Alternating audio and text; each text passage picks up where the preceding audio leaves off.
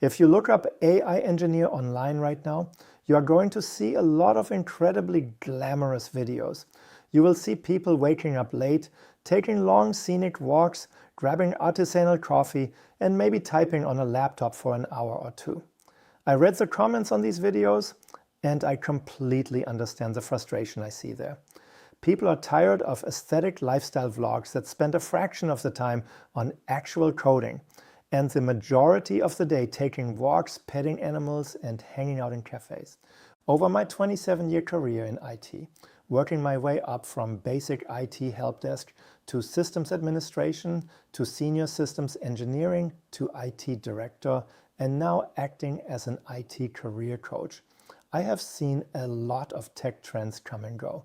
Right now, my inbox is absolutely flooded with people asking me how to become an AI engineer and what these professionals actually do all day. Today, we are cutting through the hype. We are going to look at the real day-to-day life, the specific tech stack you need to learn, and answer the biggest questions you all have about breaking into the six-figure field.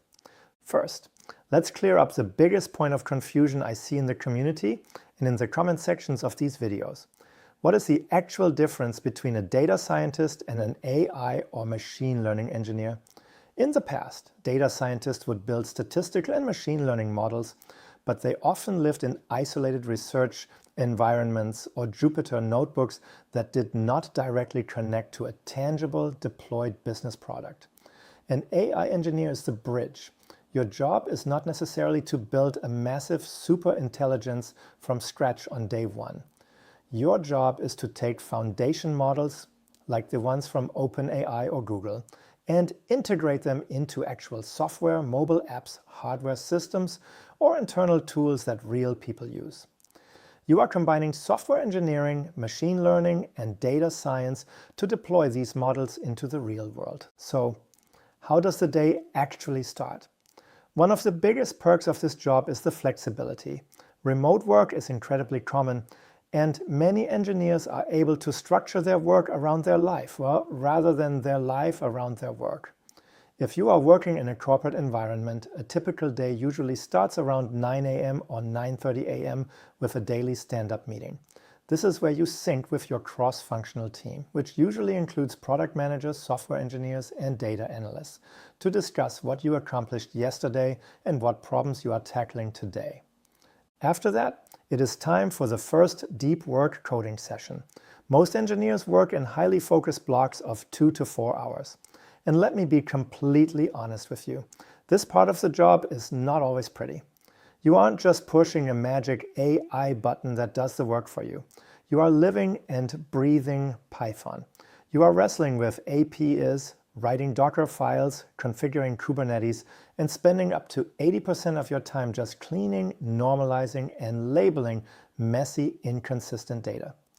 You will look at spreadsheets and CSV files until your eyes bleed, because in this field, good, clean data beats a fancy AI model every single time. You might train a model, stare at a loss curve, tweak a few hyperparameters, and wait hours for it to finish training, only to find out it still gives you terrible results that are barely better than flipping a coin. It is a jungle of uncertainty and constant experimentation. Now, if you watch these lifestyle vlogs, you will notice AI engineers are always at the gym, playing sports like paddle tennis, or going for long walks in the middle of the day.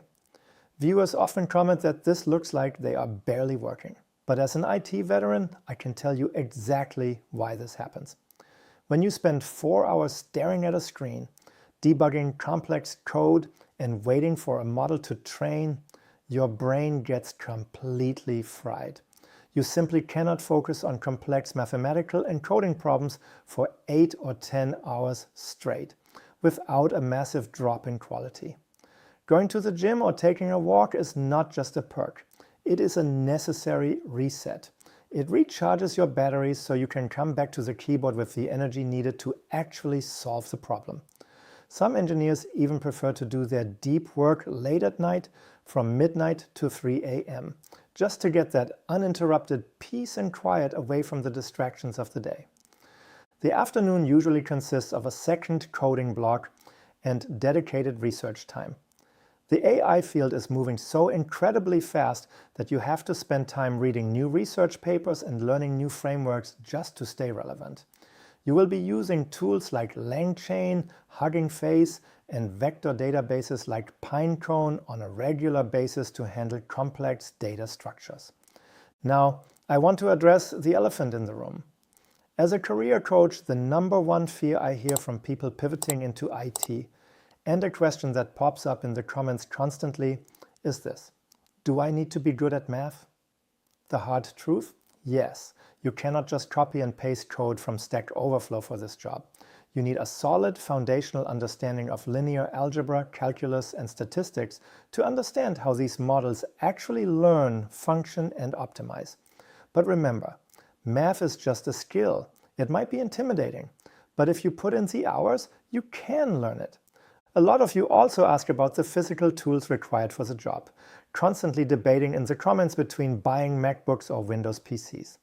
Many professionals in the field use MacBooks for the majority of their local work because of their portability and Unix-based systems, switching to Linux or Windows machines only when necessary. But keep in mind, you do not need a supercomputer on your desk. The heavy lifting and intense model training are almost always happening on cloud platforms like AWS, utilizing heavy GPU instances. Let's talk about the career path and how to actually get this job. AI engineering is one of the highest paying, most in-demand roles in tech right now, easily pulling six figures if you know what you are doing. But let me be very clear, it is not typically an entry-level job. Most people transition into this role after spending a few years working as a data scientist or a back-end software engineer. I see comments all the time from people in QA automation, back-end engineering, and even fields like medicine. For example, one commenter mentioned being an eye doctor wanting to use AI to scan eyes and diagnose diseases. That is a perfect example of how domain expertise can be paired with computer vision models like CNNs to create massive real-world impact. If you are a high school student debating between a computer science degree or a specialized AI degree, know this: having a traditional STEM degree, whether it is computer science, math, or statistics, is highly recommended and often a hard requirement by employers. If you are coming from a non-traditional background or pivoting mid-career, you have to build a very strong portfolio of end-to-end projects. Projects that prove you have both the software engineering chops to deploy models and the theoretical machine learning knowledge to build them. Ultimately, this career is not for everyone.